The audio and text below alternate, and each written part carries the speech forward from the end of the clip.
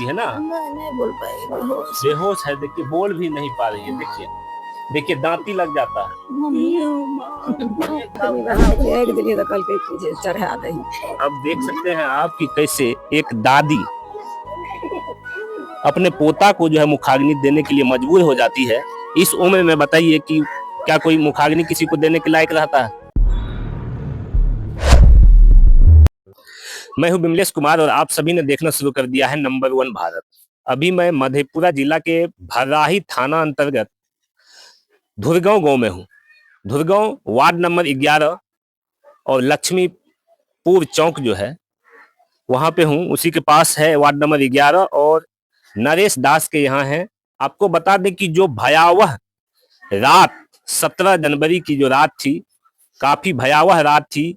4 दोस्त एक कार में सवार थे और वो मेडिकल कॉलेज जा रहे थे दवाई लेने के लिए, जिसमें कि सोनू कुमार जिसकी मौत हुई, सोनू कुमार की भी मौत हुई। जो उनको जो है पुत्र हुआ था डॉक्टर नायडू के यहाँ, उनका ही दोस्त था जिसका नाम रुपेश कुमार था। वो धुरगांव गांव का वार्ड नंबर 11 का रहने वाला था। उन्हीं के यहाँ आया हूँ और यहाँ पे आपको मैं बता दूं, यहाँ जो हमें ऑफ कैमरा जो पहले जानकारी मिली है कि कोई भी यहाँ ना तो नेता आए ना ही पुलिस प्रशासन आई।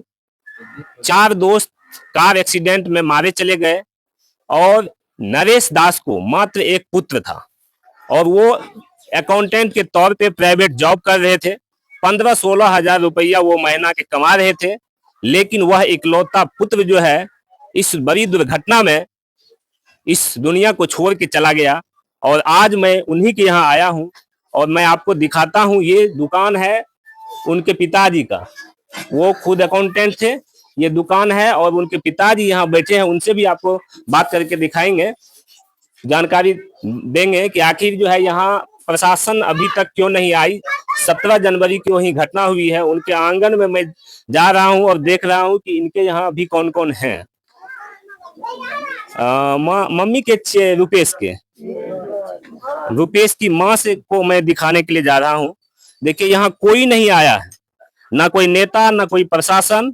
और देखिए कि एक माँ को जो है बेहोशी की हालत में, आप इसको समझ सकते हैं। और उनके पास जो है इनके जो लोग हैं, आसपास के लोग हैं या इस घर के जो महिलाएं हैं, वो उनको संभाली हुई है। और यहाँ जब हम आए तो हम देख रहे हैं कि कितना मातम जो है इस घर में छाया हुआ है। एक बार इधर आ जाइए आप, हम बातचीत करने का प्रयास करते हैं, दिखाते हैं आपको तस्वीर माँ जी से। माँ जी नहीं बोल पाएगी। माँ नहीं बोलती है ना। नहीं बोल पाएगी, बेहोश है, देखिए बोल भी नहीं पा रही है। देखिए देखिए दांती लग जाता है तो बातचीत नहीं करती है, किसी से बातचीत जो है देखिए कि ये नहीं कर पाती है, बिल्कुल बातचीत नहीं कर पाती है। क्योंकि एक माँ का आपको मैंने तस्वीर दिखाया, ये कौन है? बेटी छे। रुपेश के साथ कना कना घटना भले जाने छ ना,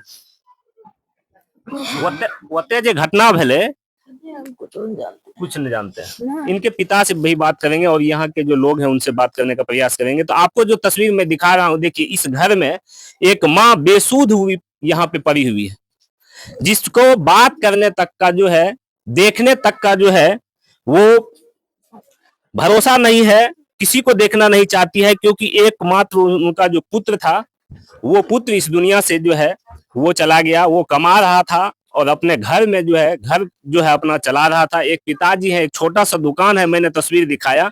उस दुकान से आप समझ सकते हैं कि हमको लगता है कि 5,000 रुपया महीना भी नहीं आता होगा। और एक ही पुत्र था, बेटी भी रहा है, एक बेटी, एक बेटी और एक बेटा। तो एक बेटा था और वो भी इस दुनिया से जो है वो चला गया। और आपको बता दें कि ये आंगन आप देख सकते हैं और 3 फीट या 4 फीट रास्ता है आने के लिए इन लोगों को।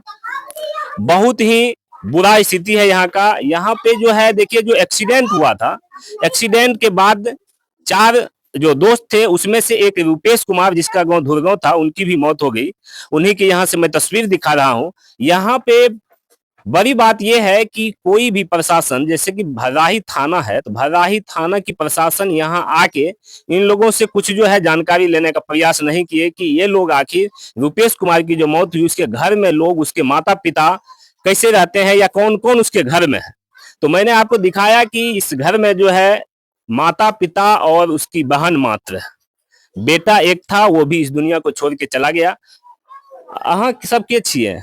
हमे दादी हेबे, हमर हमर दोसर गाम छै, हमर घर छै सहरसा। ई छै अहाँ दादी। छिए रुपेश के दादी? हाँ अहे दलिया हाँ केना भए गेलै अहाँके पोताके साथ? कते भेले घरे को सलाह लड़की आन गेलिए हमें फोन कहलकै छै अथी जीप की ने उनट गेले त दोस्त बोला के ले गेले रहे।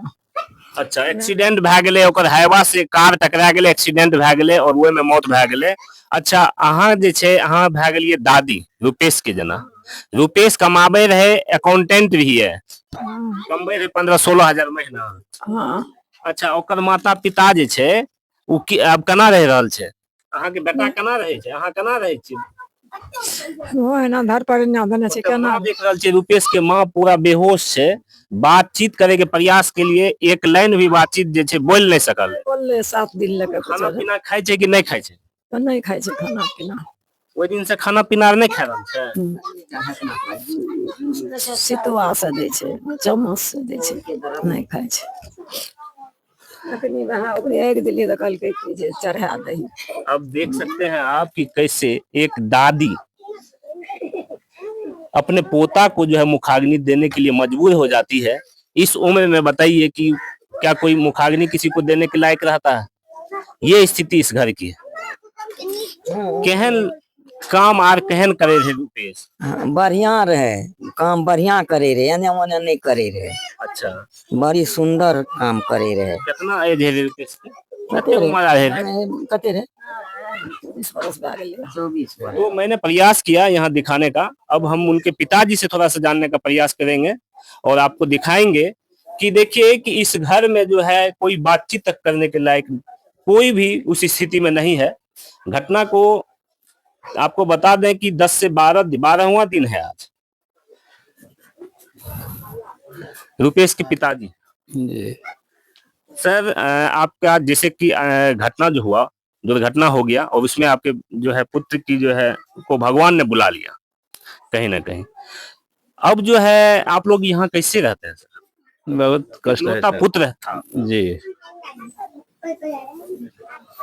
माँ को देखे ना सर, आपका वहां पे माँ एकदम से बेसुध पड़ी हुई है, बोल भी नहीं रही है, नहीं खा रही है, खाना भी उस दिन से नहीं नहीं खा खा रही है। रही है। जी प्रशासन यहाँ पे आई आपके जी नहीं आया, एक्सीडेंट के बाद? जी नहीं यानी आपका हाल चाल लेने के लिए नहीं आया? नहीं आया, कोई नेता? नेता भी नहीं आया, यहाँ के मुखिया? मुखिया आए थे। अच्छा, यानी कि यहाँ पंचायत के जो मुखिया हैं, ये जो पंचायत के सरपंच हैं, ये लोग ये लोग सब आए थे, जिला परिषद भी आए थे, यहाँ के प्रतिनिधि सब आए सब थे, आए थे, लोकल सब, लेकिन विधायक जी भी नहीं आए। विधायक भी नहीं आया। तो देखिए कि कोई भी नहीं आए। आप समझ सकते हैं कि एक पिता कैसे रहते होंगे जिसका एक लौता पुत्र जो है इस दुनिया से चला गया और सिर्फ वोट लेने के लिए विधायक जी, एमपी साहब सब जो है घर घर जाते हैं, लेकिन जब उसी के यहाँ मातम छाता है, इतनी बड़ा जो है, इतना बड़ा कष्ट का समय है, इस समय में, इस कष्टमय समय में जो है कोई नेता होता, कोई भी यहाँ पे देखने तक के लिए, जानने तक के लिए नहीं आए कि आखिर जिस पुत्र का जो है मौत हुआ, इकलौता जो है वो पुत्र था, उसका मौत हो गया, उस माता पिता का क्या होता होगा उसका पुत्र के चले जाने से, कैसे वो रहते होंगे। देखिए उनके पिता रो रहे हैं, उसकी माँ जो है वो बोलने की स्थिति में, बिल्कुल बोलने की स्थिति में नहीं है, खुद से बैठ नहीं सकती है। उसकी जो पुत्री है वो उसको पकड़ के वहां पे खड़ी है, रहती है, और बाकी महिलाएं जो है उसको देखने में लगी रहती है, कैसे वो रहेगी, वो खाना भी नहीं खा रही है। आप समझ सकते हैं इतना बुरा स्थिति यहाँ पे है रुपेश की माँ का, रुपेश के पिताजी का, और ना तो कोई प्रशासन, ना ही कोई नेता यहाँ इनके घर पे आए, और ना कोई आश्वासन दिए, और ना ही कोई आर्थिक मदद अभी तक इनके यहाँ पहुंचा है। ये दुकान जो मैंने आपको दिखाया, आप एक बार दुकान दिखाइए ठीक से। ये दुकान आप देख सकते हैं कि रुपेश के पिताजी का दुकान है। इस दुकान में हमको लगता है कि 5,000 का भी सामान तक नहीं होगा। आप समझिए कि कैसे ये लोग अपनी जिंदगी को जो है वो गुजार रहे हैं, लेकिन कोई आर्थिक मदद नहीं।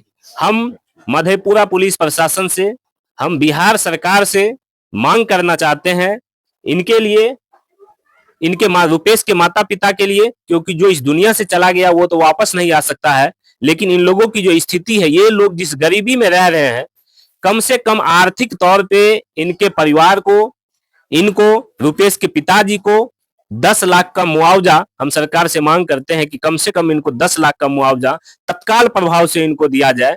और इनका जो है, चूंकि एक ही बेटा था कमाने वाला, अब इन लोगों का कैसे भरण पोषण होगा, ये लोग कैसे रहेंगे, उसका व्यवस्था जो है वो सरकार कराए। जिला प्रशासन से मांग करना चाहेंगे कि कम से कम इनके घर पे आइए, इनका घर का स्थिति देखिए और सरकार को दिखाइए और बताइए कि ये लोग जो है कैसे रहते हैं, कैसे खाते हैं, उसका व्यवस्था करवाए। तो फिलहाल अभी के लिए बस इतना ही। आप लोगों से विदा लेता हूं। अगर आप हमारे चैनल पे नए हैं तो चैनल को सब्सक्राइब कर लीजिए, बेल आइकन प्रेस कीजिए, वीडियो को अधिक से अधिक शेयर कीजिए। कमेंट के माध्यम से ये जो घटना घटी है, आप सभी को जानकारी है कि किस तरह से घटना घटी है। धुरगांव आके मैंने तस्वीर उनके माता पिता, उनकी दादी का दिखाया, तमाम चीज मैंने दिखाया है। हम चाहेंगे कि जो भी बड़े से बड़े नेता हैं, जो भी प्रतिनिधि है, वो लोग यहाँ आइए और इनका सहयोग जितना बन पड़ता है उतना कम से कम सहयोग कीजिए, क्योंकि बहुत बुरा स्थिति में ये लोग हैं। फिलहाल अभी के लिए बस इतना ही। अगर आप हमारे फेसबुक पेज को देख रहे हैं, फेसबुक पेज को लाइक कर लीजिए, फॉलो कर लीजिए, कमेंट के माध्यम से अपनी अपनी राय दीजिए। धन्यवाद। जय हिंद, जय भारत।